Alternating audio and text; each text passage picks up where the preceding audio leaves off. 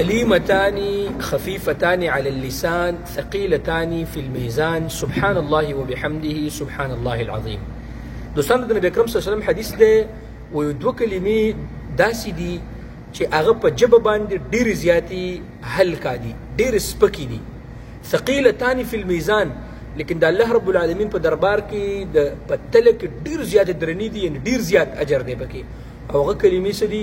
سبحان الله وبحمده سبحان الله العظیم. وجه یې سره دوستانو چې په دې الفاظو په دې کلماتو کې انتهایی د الله رب العالمین صفت او د الله رب العالمین کبریایی ده پکې. او بخاری چې کله بخاری شریف ختمیږي امام بخاری رحمه الله نو په دې حدیث باندې ختم کړی دی کلمتان خفیفتان علی اللسان ثقيلتان في الميزان سبحان الله وبحمده سبحان الله العظیم په دې باندې ختم کړی دی.